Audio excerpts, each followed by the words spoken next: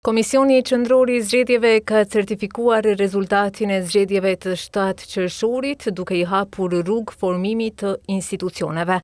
Sipas rezultateve përfundimtare të shpallura nga KQZ, Lëvizja Vetëvendosje ka fituar 47.13% të votave, Partia Demokratike e Kosovës 19.44%, Lidhja Demokratike e Kosovës 16.69%, ndërsa Aleanca për Ardhmërinë e Kosovës 6.74%. Një ditë më parë, Gjykata Supreme hodhi poshtë 5 ankesat e paraqitura lidhur me rezultatet përfundimtare të procesit zgjedhor, duke I hapur rrugë certifikimit të tyre nga KQZ. Ndryshe, Kushtetuta e Kosovës parashet që pas certifikimit, seanca konstituive duhet të mbahet brenda 30 ditësh. Aty duhet të zgjidhet kryetari I kuvendit dhe nënkryetarët, e më pas mund të vazhdohet me procedurat për formim të qeverisë dhe zgjedhjes së presidentit.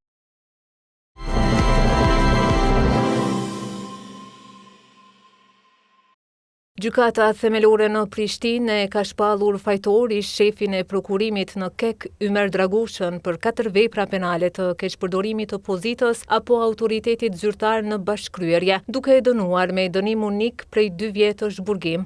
Sipas aktgjykimit të shpallur sot të Dragushës, për pikën e parë të aktakuzës I është saktuar dënim me 1 vit burgim, ndërsa për 3 pikat e tjera nga 8 muaj burgim për secilën. Me aktgjykim, Dragusha është obliguar edhe t'i paguajë shpenzimet e procedurës penale, përkatësisht 100 euro në emër të paushallit gjyqësor dhe 100 euro për fondin e kompenzimit të viktimave të krimit. Ymer Dragusha kishte arritur marrëveshje për pranimin e fajsisë me prokurorinë speciale, të cilën gjykata e kishte miratuar në seancën 7 shkurtit 2025.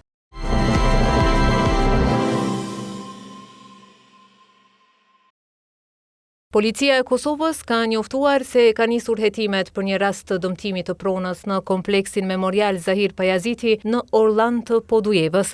Sipas raportit 24 orësh të policisë, rasti është raportuar për periudhën nga 30 maj deri me 30 qershor 2026. Njësitet policore pas pranimit të informatës lidhur me rastin kanë dalë në vendin e ngjarjes dhe në objektin përcjellës në Kull kanë vërejtur disa dëmtime në përtavan dhe në korridorin e objektit. Lidhur me rastin është informuar edhe prokurori, ndërsa njësitet policore janë duke hetuar rastin, thuhet në raport.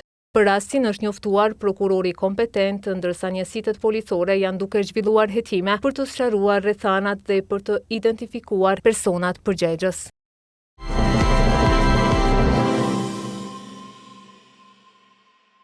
Pishina e Gërmisë do të jetë përkohësisht e mbyllur pas kërkesës së Inspektoratit Sanitar deri në marrjen e mostrave dhe përfundimin e analizave nga Instituti Kombëtar I Shëndetësisë Publike të Kosovës. Lajmin e ka bërë të ditur ndërmarrja Sport Marketing, që njoftoi se në mënyrë të rregullt kontrollojnë cilësinë e ujit dhe bëjnë matjen e vlerave përkatëse në përputhje me standardet dhe procedurat e brendshme të mirëmbajtjes. Gjendja e përgjithshme e pishinës së Gërmisë është e mirë, si në aspektin e cilësisë së ujit, ashtu edhe të ambienteve brenda saj. Megjithatë, duke marrë parasysh rregullat dhe procedurat e IKSHPK-s për pishinat publike, si dhe për hir të transparencës dhe korrekcisë ndaj qytetarëve, do të presim rezultatet zyrtare nga instituti para vazhdimit të punës, thuhet në njoftimin e ndërmarrjes. Sport Marketing ka theksuar se do t'i respektojë dhe zbatojë vendimet e organeve përgjegjësa, duke pasur si prioritet kryesor sigurinë dhe shëndetin e qytetarëve. Sipas njoftimit, pas përfundimit të procedurave dhe marrjes së rezultateve zyrtare nga IKSHPK-ja, ndërmarrja do të dalë me njoftim për vazhdimin e punës së pishinës së Gërmisë.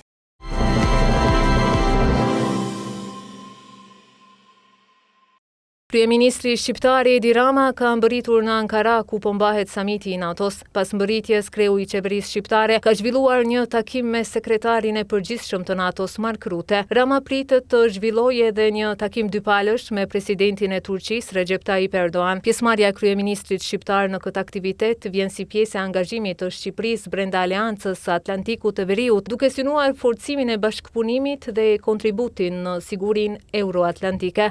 Samiti I NATO-s në Ankara pritet të trajtojë çështje të rëndësishme për sigurinë ndërkombëtare dhe sfidat me të cilat përballen vendet aleate.